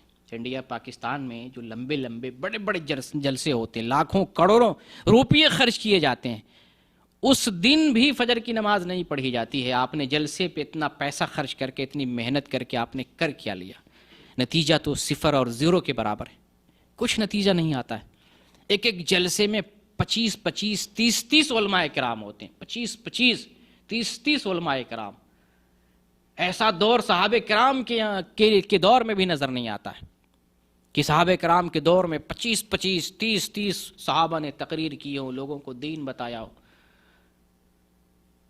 اتنا اہتمام ہمارے یہاں ہوتا ہے, ہمارے دور میں ہوتا ہے, لیکن اگر اس کا عملی فائدہ دیکھتے ہیں, نتیجہ دیکھتے ہیں, اس کا ثمرہ تلاش کرتے ہیں, عملی زندگی میں اس کا عکس اور پرتو تلاش کرنے کی کوشش کرتے ہیں, کچھ نظر نہیں آتا, 0 ہے. دین کی باتیں ہمارے پاس ڈھیر معلومات ہیں, بہت ساری معلومات جمع کر کے یہاں تہ لگا کر کے ہم نے رکھی ہوئی ہیں. اس میں سے ایک بات نکالتے, جمعہ کو ہم 1 وقت کی نماز پڑھیں گے. اس میں سے ایک بات نکالتے ہیں, رمضان میں کبھی ہم روزہ رکھ لیں گے. اس میں سے ایک بات نکالتے ہیں, فلاں وقت میں ہم کوئی نیکی کر لیں گے. ایک چیز, ایک تیر جیسے ترکش سے نکالتے ہیں, ایک نیکی چن کر کے, سوچ کر کے, اپنے نفس پر جو شاق نہیں گزرے, اپنے نفس کو اور من کو جو بھائے, بس اسی دین کی بات پر عمل کرتے ہیں اور چلنے کی کوشش کرتے ہیں. تو ابو بکر صدیق رضی اللہ تعالیٰ کے اندر نیکی کا جذبہ تھا, نیت اچھی تھی، نیت بہتر تھی، خیر والی نیت تھی، تو اللہ رب العالمین کثرت کے ساتھ نیکی کی توفیق دیتے تھا۔ اللہ رب العالمین نے بے پناہ نیکی کی توفیق دی۔ دیکھیں ایک مجلس میں چار خوبیاں جو کسی صحابی کے اندر نے، ابو بکر صدیق رضی اللہ تعالیٰ عنہ کے اندر وہ خوبیاں پائی جاتی ہیں، اور آپ صلی اللہ علیہ وسلم نے بیان کیا جس کے اندر اس طرح کی خوبیاں پائی جاتی ہیں اللہ رب العالمین اسے جنت سے نوازتا ہے۔ تو یہ ہے مومنوں کی صفت، اعلیٰ کردار۔ مومن کے اندر یہ فکر ہوتی ہے کہ ہم نیکی کی طرف جلدی آئیں اور نیکی کے کام میں ایک دوسرے سے آگے بڑھنے کی کوشش کریں۔ یہ مومن کی، متقی کی اور جو ہے اچھے لوگوں کی پہچان ہوتی ہے۔ اچھا، نیکی کی طرف ہمیں جلدی آنے کے لیے کیوں کہا گیا؟ اللہ نے حکم دیا ہے فاستبقوا الخیرات، نیکی کے کام کی طرف سبقت کرو، جلدی آ جاؤ، دوڑ کے آ جاؤ۔ اللہ نے کیوں ایسا حکم دیا ہے؟ اور انبیاء کی یہ صفت کیوں رہی ہے؟ اس لیے رہی ہے کہ نیکی کی توفیق ملنا اللہ رب العالمین کی طرف سے بہت بڑی بات ہے۔ نیکی کرنے کے راستے میں بہت ساری رکاوٹیں ہیں، نیکی کرنے کے راستے میں بہت ساری رکاوٹیں ہیں۔ برائی کرنے کے راستے میں رکاوٹ بہت کم ہے، برائی فوراً سوچتے ہیں اور کر لیتے ہیں، لیکن نیکی سوچتے ہیں، پلان بناتے ہیں، پتہ نہیں کیا کیا کرتے ہیں، کب جا کر کے عمل کرنے کی توفیق ملتی ہے۔ نیکی آپ سوچیں اور دیکھیں عمل کرنے کی کب توفیق مل رہی ہے۔ کوئی بھی ایک نیکی ہم سوچیں کہ ہم جو ہے آج کسی غریب کی مدد کرنے کے لیے سوچ رہے ہیں، اب دیکھیں اس نیکی پر عمل کرنے کی توفیق کب مل رہی ہے؟ آج، اس ٹائم، ابھی، کل، پرسوں، ایک مہینے میں، ہفتے میں، 2 مہینے میں، 1 سال میں؟ سوچ دیکھیں اس نیکی پر عمل کرنے کی توفیق کب ملتی ہے۔ تو نیکی کے راستے میں رکاوٹیں بہت ہیں، بہت ساری رکاوٹیں۔ اسی لیے ایک حدیث میں آتا ہے، یہ حدیث سنن نسائی میں بھی ہے، سلسلہ صحیحہ میں شیخ البانی نے اس حدیث کو ذکر کیا ہے۔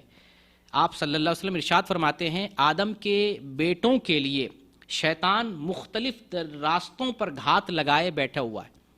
آدم کے بیٹوں کے لیے بہکانے کے لیے، ورغلانے کے لیے، پھسلانے کے لیے، نیکی سے روکنے کے لیے آدم کے بیٹوں کے لیے شیطان مختلف راستوں پر گھات لگائے بیٹھا ہوا ہے۔ آدم کے بیٹوں کو پکڑیں اور نیکی سے روکیں۔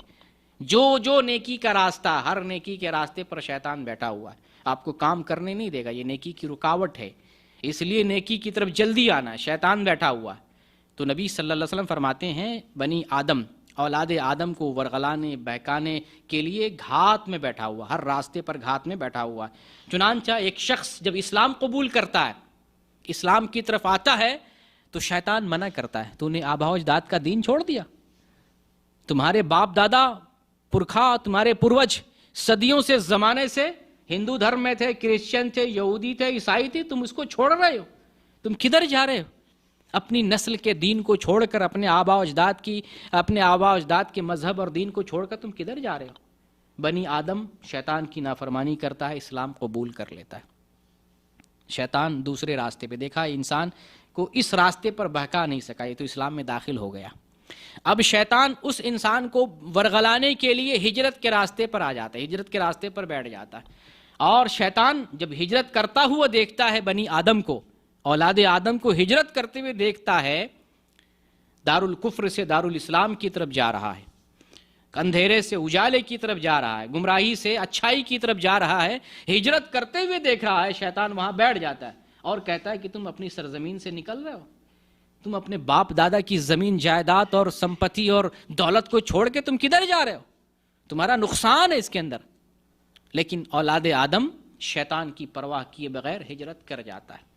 دیکھا یہاں بھی ورغلا نہیں سکے، یہاں بھی بھٹکا نہیں سکے، وہ آتا ہے جہاد کے راستے پر بیٹھ جاتا ہے، تیسرا داؤ کھیلتا ہے، اور جہاد کرتے ہوئے دیکھتا ہے یہ انسان جہاد کا ارادہ کر لیا ہے، یہ تو جہاد کر کے رہے گا، چھوڑے گا نہیں اس نیکی کو، عمل کر کے رہے گا، ارادہ دیکھتا ہے، شیطان ورغلانے کے لیے اس راستے پر آتا ہے، جہاد کے راستے پر بیٹھ جاتا ہے اور اس آدمی کو ورغلاتا ہے، تم کدھر جا رہے ہو؟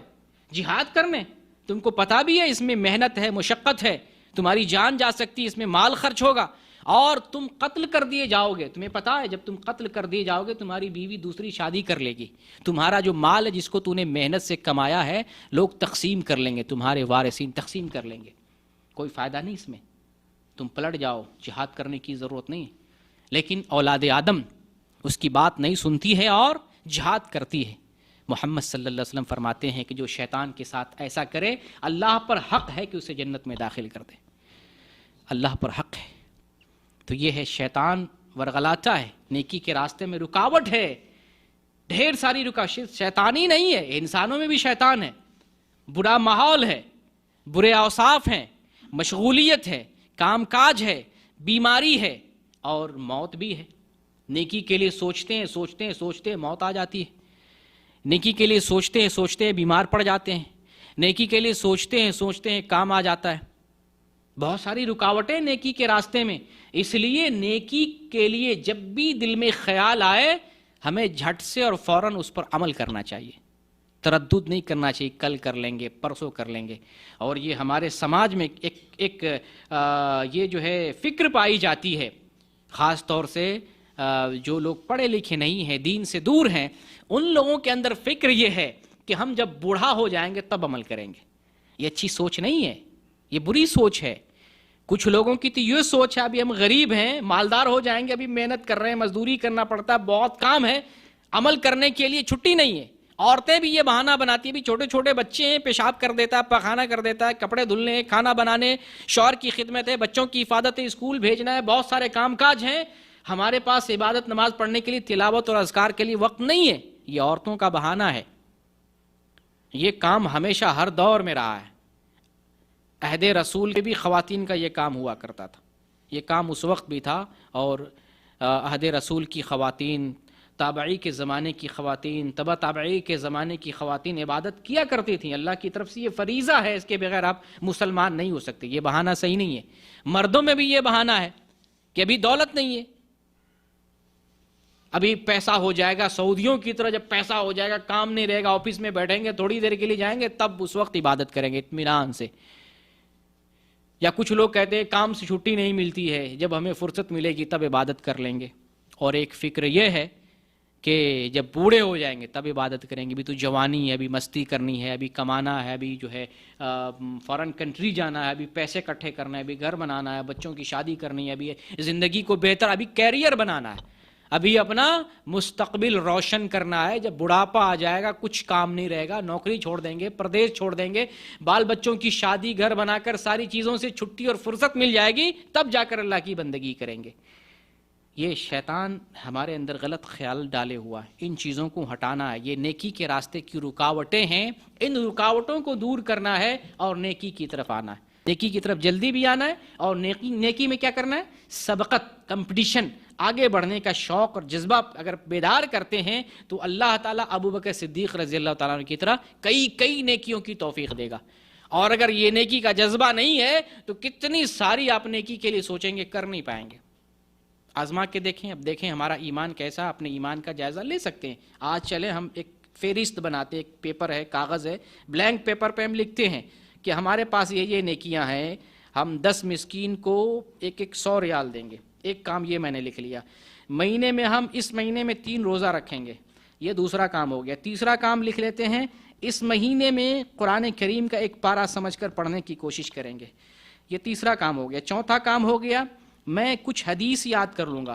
پانچواں کام ہے، میں کچھ دعائیں، اذکار اور کچھ چیزیں یاد کر لوں گا۔ یہ کچھ ٹیبل بنا لیں، کچھ فہرست بنا لیں، دیکھیں آپ کتنے پہ عمل کر لیتے ہیں، کہاں کب توفیق ملتی ہے۔ توفیق اس وقت مل جائے گی جب آپ کی نیت سچی ہوگی، آپ کا جذبہ بہتر ہوگا۔ لیکن اگر نیت میں جو ہے وہ پختگی نہیں ہے، عزم و ارادہ میں عزم ہلال ہے، کمزوری ہے، ضعیفی ہے، تو آپ عمل نہیں کر پائیں گے۔ سچی نیت سے اللہ کو یاد کرتے ہوئے، اللہ سے مدد مانگتے ہوئے آپ کوشش کرتے ہیں تو اللہ رب العالمین نیکی کی توفیق دے گا، ڈھیر ساری نیکی کر لیں گے۔ یعنی جو نیکی آپ سوچ نہیں پائیں گے وہ نیکی بھی آپ کرنے کی توفیق پا جائیں گے۔ تو نیکی کے راستے میں، نیکی کے جلدی کرنے کا حکم کیوں ملا ہے کہ نیکی کے راستے میں بہت ساری رکاوٹیں ہیں، ان رکاوٹوں کی وجہ سے ہمیں جلدی کرنا ہے، کہیں موت نہ آ جائے، کہیں بیمار نہ ہو جائے، کہیں مشغولیت نہ آ جائے، کہیں شیطان نہ ہمیں بہکا دے، کام کے کرنے سے پہلے کہیں شیطان نہ ہمیں بہکا دے، یا کوئی برا ساتھی مل جائے، بری صحبت مل جائے، برا ماحول مل جائے اور ہم نیکی کا کام نہ کر سکیں۔ یہ ساری رکاوٹیں ہیں بنی آدم کے لیے، اس لیے ہمیں نیکی کی جیسے توفیق ملے، نیکی کی جیسے سوچ ہمارے ذہن میں آئے، نیکی کی تڑپ اور نیکی کا جذبہ جیسے ہمارے ذہن میں بیدار ہو، فوراً ہم نیکی کی طرف آ جائیں اور نیک کام کر لیں۔ نبی کریم صلی اللہ علیہ وسلم نے ہمیں حکم دیا ہے کہ ایک زمانہ آئے گا جو فتنے کا زمانہ ہوگا، فتنے کا زمانہ آنے سے پہلے پہلے تم نیک عمل کر لو۔ نبی کریم صلی اللہ علیہ وسلم کا فرمان ہے بادروا بالاعمال فتنا كقطع اللیل المظلم یصبح الرجل مؤمنا ویمسی کافرا او یمسی مؤمنا ویصبح کافرا یبیع دینہ بعرض من الدنیا۔ نبی صلی اللہ علیہ وسلم کا فرمان ہے بادروا بالاعمال، نیک کام کرنے میں جلدی جلدی کر لو، نیک کام کو جلدی جلدی کر کے جمع کر لو اس فتنے کے آنے سے پہلے جو فتنہ رات کی تاریکی کے حصوں کے جیسا ہوگا، وہ فتنہ بڑا شدید ہوگا، انتہائی تاریک فتنہ ہوگا۔ ایسے فتنے کے آنے سے پہلے پہلے بادروا بالاعمال، نیک کام کی طرف تم قدم بڑھا دو، جلدی جلدی نیک کام کر لو، جلدی جلدی نیک کام کرو۔ وہ ایسا فتنہ ہوگا کہ آدمی صبح میں مومن ہے، شام میں کافر ہو جائے گا، ایسا فتنہ ہوگا۔ صبح میں مومن ہے، 24 گھنٹہ بھی نہیں گزرے گا اس کا ایمان بدل جائے گا۔ صبح میں مومن ہے، شام میں کافر ہو جائے گا، یا شام میں مومن ہے، صبح میں کافر ہو جائے گا۔ وہ ایسا دور ہوگا یبیع دینہ بعرض من الدنیا، اور اپنے دین کو دنیاوی مال و متاع کے ذریعے بیچ ڈالے گا۔ اور آج یہ منظر تو ہم دیکھ رہے ہیں، لوگ اپنے دین کو، ایمان کو، اپنے مذہب کو کیسے بیچ رہے ہیں، اپنے ایمان کا کیسے سودا کر رہے ہیں، ہم دیکھ رہے ہیں۔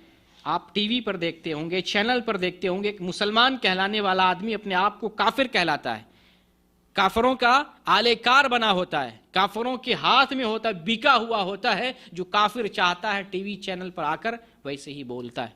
بہت سارے چہرے، جیسے پاکستان کا ایک بھگوڑا ہے، طارق فتح نام کا ہے، اور ہندوستان میں ایسے بہت سارے لوگ ہیں، ہندوستان میں ایسے بہت سارے لوگ ہیں جنہوں نے اپنے ایمان کو فروخت کر دیا۔ وہی اپنی زبان سے بولتے ہیں جو کافر بلواتا ہے، جو ہندو لوگ بلواتے ہیں اپنی زبان سے وہ بولتا ہے، اور اپنے آپ کو کہتا ہے ایکس مسلم، یعنی سابق مسلم۔ پہلے وہ مسلم ہوا کرتا تھا، اب وہ مسلمان نہیں ہے، کافر ہو گیا۔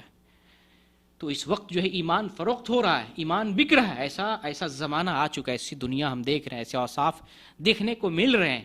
اس لیے ان چیزوں کے ظہور پذیر ہونے سے پہلے ہمیں جلدی جلدی عمل کر لینا ہے۔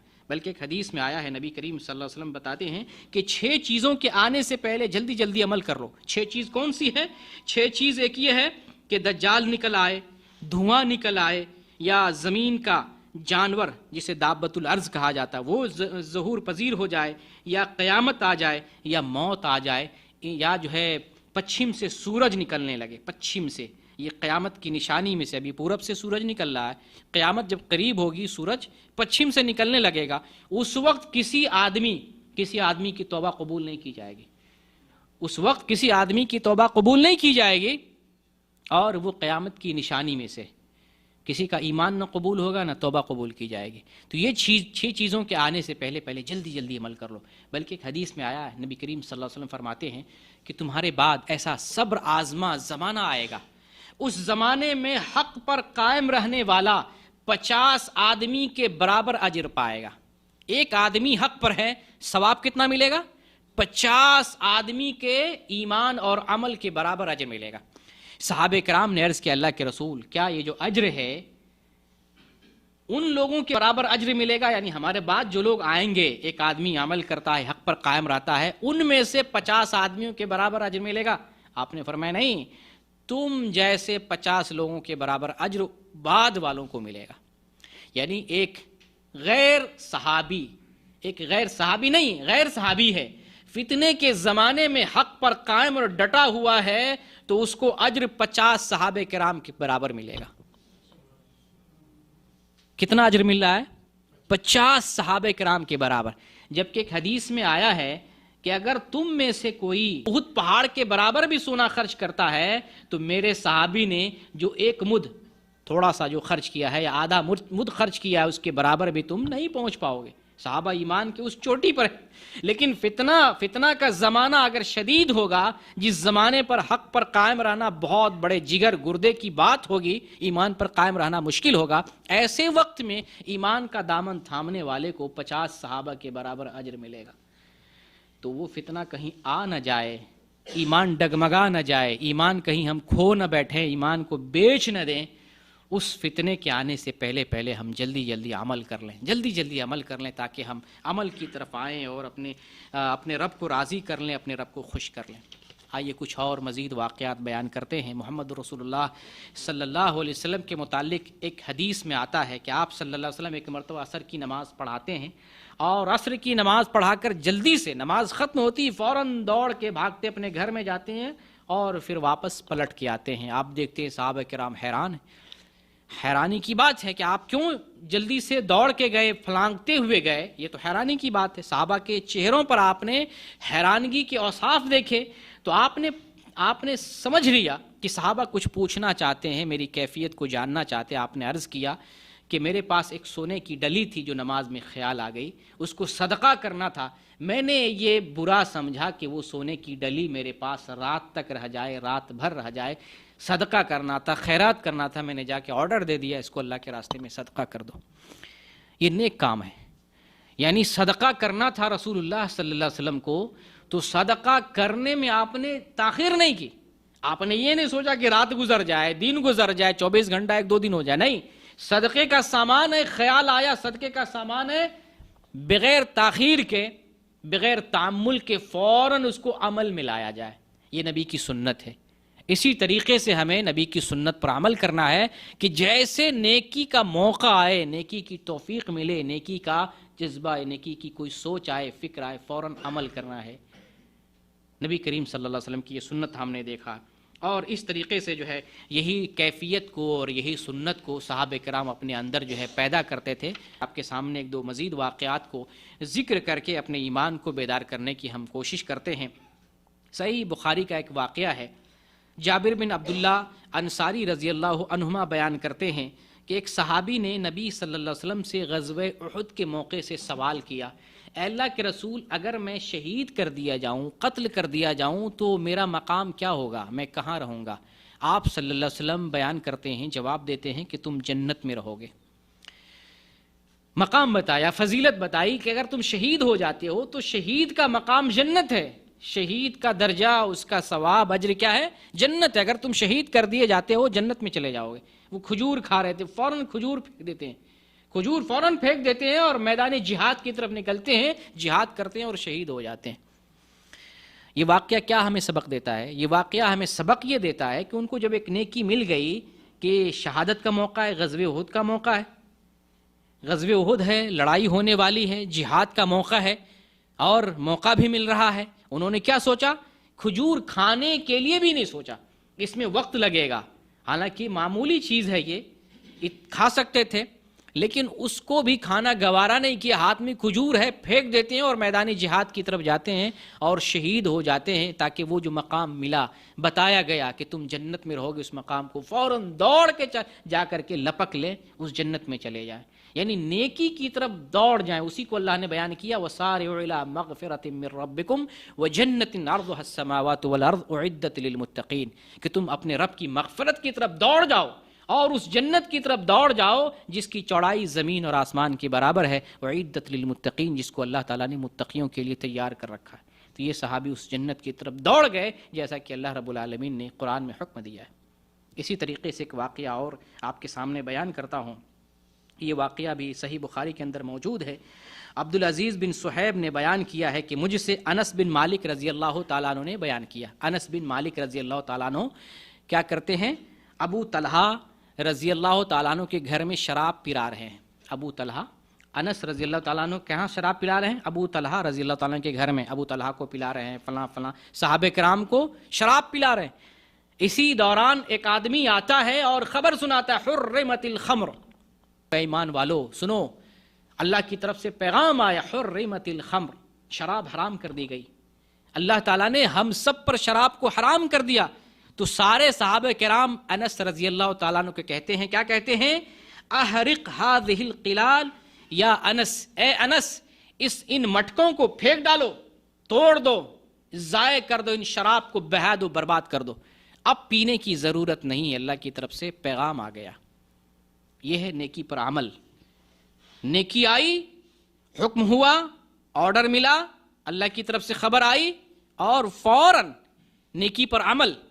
حالانکہ ہم جیسے لوگ ہوتے، آج کے زمانے والے ہوتے تو یہ سوچتے چلو یہ تو بیٹھک ہے نا، شراب پی رہے ہیں، یہ پی لیتے ہیں، اس مٹکے کو ختم کر لیتے ہیں، یہ شراب پی لیتے ہیں، آج کا جو جام ہے اسے نوش کر لیتے ہیں، آج نہ حرام کی گئی، یہ ٹھیک ہے کل عمل کر لیں گے، یا اس میٹنگ میں جو بیٹھے ہوئے ہیں یہ جو دور چل رہا ہے جام کا، شراب و کباب کا، اس سے ہم لطف اندوز ہو جاتے ہیں، آج فائدہ اٹھا لیتے ہیں، یا ابھی کم سے کم فائدہ اٹھا لیتے نہ۔ ایمان والے تھے، ایمان چوٹی پر، ایمان بلند ترین ایمان، اسی لیے اللہ تعالیٰ نے صحابہ کرام کو جنت کی بشارت دی، اور اللہ تعالیٰ نے دنیا ہی میں بشارت دی، رضی اللہ عنہم ورضوا عنہ، اللہ رب العالمین ان سے راضی ہوا اور یہ لوگ بھی اللہ رب العالمین سے راضی ہو گئے۔ ایسے ہی مقام اور مرتبہ نہیں ملتا ہے، کوشش کرنی پڑتی ہے، محنت کرنی پڑتی ہے، عمل کرنا پڑتا ہے، تب جا کر اللہ رب العالمین کے نزدیک مقام رتبہ بلند ہوتا ہے۔ پھر کیا بیان کرتے ہیں؟ پھر بیان کرتے ہیں فما سألوا عنها ولا راجعوها بعد خبر الرجل، کہ وہ جو آدمی خبر لے کے آیا رسول اللہ کی طرف سے، اس خبر کے بعد اب شراب کی طرف پلٹے بھی نہیں، ایک قطرہ بھی نہیں مانگا، کسی نے کچھ نہیں مانگا، خبر آ گئی، پیغام آ گیا، اللہ کا حکم آ گیا، شراب حرام تو حرام، کسی نے ایک قطرہ نہیں مانگا، اور دوبارہ شراب کی طرف کوئی پلٹا بھی نہیں، پلٹ کے دیکھا تک نہیں۔ یہ ہے علم، اور علم کے بعد عمل کرنا۔ ہم بہت سارا علم حاصل کرتے ہیں، سنتے ہیں، اور جو ہے پڑھتے ہیں، جانتے ہیں، لیکن عمل کی طرف نہیں آتے، سن لیتے ہیں، رکھ لیتے ہیں، دماغوں میں بسا لیتے ہیں، سنتے رہتے، چلو مولوی بتا رہا ہے، چلو جو ہے پیغام ہے، چلو حکم ہے، کر لیں گے، دیکھ لیں گے، جیسے کہ جو ہے لوگوں کی سوچ اور فکر ہوتی ہے۔ لیکن نہیں، ایمان والوں کا کام ہے، پیغام آ گیا، حکم آ گیا، تعلیم آ گئی، علم آ گیا، فوراً اس پر عمل کرنا ہے۔ علم کا تقاضا ہے کہ ہم علم کے مطابق عمل کریں۔ تو آج یہی ہم جذبہ بیدار کرنا چاہ رہے تھے کہ جو کچھ ہم سیکھتے ہیں اس سیکھنے کا تقاضا ہے کہ ہم عمل میں لائیں۔ علم تقاضا کرتا ہے عمل کا، علم تقاضا کرتا ہے کہ ہم عمل کریں۔ ہمارے پاس عمل ہی نہیں ہے تو ہم جلدی اور علم میں مسابقت کہاں سے کریں گے؟ تو جب علم کے مطابق عمل کرنے کی کوشش کریں گے، پھر نیت اچھی بنائیں گے کہ اللہ ہمیں علم کے مطابق عمل کرنے کی توفیق دے، اور ڈھیر سارا عمل جیسا کہ تو نے حکم دیا ہے کہ تم کثرت کے ساتھ نیکی کرو، نیکی کی طرف دوڑ پڑو، نیکی میں مسابقت کرو، نیکی میں سبقت لے جانے کی کوشش کرو۔ اللہ ہمیں ان ساری خوبیوں کی، ان سارے صفات کی توفیق دے، یہ توفیق ملے گی۔ نیکی کی طرف پہلے آئیں، یہ کوشش کریں کہ شرعی علم حاصل کریں، دینی تعلیم حاصل کریں، اور دینی تعلیم حاصل کرنے کے بعد اس تعلیم کو عمل میں لانے کی کوشش کریں، پھر اللہ سے توفیق طلب کریں، اللہ جلدی کثرت کے ساتھ نیکی کی توفیق دے، پھر اللہ تعالیٰ سے یہ توفیق طلب کریں کہ نیکی میں سبقت کرنے کی توفیق دے، اللہ تعالیٰ ضرور توفیق دے گا۔ تو انشاءاللہ ہم عہد کرتے ہیں، تہیہ کرتے ہیں، اچھی نیت آج بناتے ہیں کہ جو کچھ ہم سیکھ رہے ہیں، شرعی تعلیم، جو علم نبوت ہمیں مل رہا ہے، آج عہد کرتے ہیں، تہیہ کرتے ہیں، دل میں پکا ارادہ بنتے ہیں کہ اس پر عمل کرنے کی کوشش کریں گے۔ جو کچھ بھی علم ہم لیتے ہیں تو دو چار یا چیک کر کے یا اپنے نفس اور ضمیر کے مطابق عمل کرنے کی نہیں، بلکہ جو کچھ بھی سیکھتے ہیں ان ساری چیزوں کو عمل میں لانے کی کوشش کریں گے۔ آج ہم اس کی نیت کرتے ہیں، جب آپ کی نیت اچھی ہوگی اللہ نیت کے مطابق توفیق دے گا۔ اللہ رب العالمین سے دعا کرتے ہیں بار اعلیٰ ہمیں اچھی نیت کرنے کی توفیق دے، ہمیں علم دین، علم شریعت، علم نبوت حاصل کرنے کی توفیق دے۔ بار الہ گنہگار ہیں، فتنے کے زمانے میں ہیں، فتنے سے حفاظت فرما، ایمان کی حفاظت فرما، عمل کی توفیق دے، ہمارے عملوں میں اخلاص دے، ہمارے اندر وہ صفت پیدا کر دے جو ابو بکر صدیق رضی اللہ تعالیٰ عنہ کے اندر تھی، جو حضرت عمر فاروق رضی اللہ تعالیٰ عنہ کے اندر تھی، جو صحابہ کرام کے اندر تھی، جو اولیاء، جو انبیاء کی صفت نیکی کی طرف جلدی آنے کی ہے، وہ انبیاء کی صفت ہمارے اندر بھی پیدا فرما دے، بہنوں کے اندر پیدا فرما دے، مردوں کے اندر پیدا فرما دے۔ جو دین سے دور ہیں بار الہ ان کو دین کی طرف آنے کی توفیق دے۔ مسلمان بہکے ہوئے ہیں، بھٹکے ہوئے ہیں، اپنے دین کا، اپنے ضمیر کا، اپنے اسلام کا سودا کر رہے ہیں، اے اللہ ان مسلمانوں کو ہدایت دے، انہیں اسلام کی طرف پلٹا دے، تمام مسلمانوں کو ایک پلیٹ فارم پر ایک جگہ جمع ہونے کی توفیق دے، اور جو علماء کرام ہیں ان کو صحیح سے دینی فریضہ انجام دینے کی توفیق دے۔ بار الہ ہماری حفاظت فرما، ہمارے گھر والوں کی حفاظت فرما، جب تک ہم پردیس میں ہیں ہمارے جسم کی، ہمارے جو ہے وجود کی، اور ہمارے مال و دولت کی حفاظت فرما، ہمارے عزت کی حفاظت فرما، ہمارے وقار کی حفاظت فرما، یہاں رہتے ہوئے دین کی توفیق بھی دے، اور روزگار کے اعتبار سے بھی ہمیں خوشحال بنا، ہمارے گھر پریوار کی حفاظت فرما۔ ہم میں سے جو لوگ بے روزگار ہیں، کام نہیں مل رہا ہے، اللہ ان کو کام میسر فرما دے، جو بے اولاد ہیں ان کو اولاد سے نواز دے، جن کے اندر مشکلیں ہیں ان کی مشکلوں کو آسان بنا دے، جو لوگ مقروض ہیں ان کے قرضے کی ادائیگی فرما دے، اور جو لوگ کمزور ایمان والے ہیں اور ہم سب ہیں، اللہ ہم سب لوگوں کے ایمان کو مضبوط بنا دے، اور ایمان کا جو تقاضا ہے، علم کا جو تقاضا ہے، وہ تقاضا پورا کرنے کی بھرپور توفیق عطا فرما۔ آمین۔ وآخر دعوانا ان الحمد للہ رب العالمین۔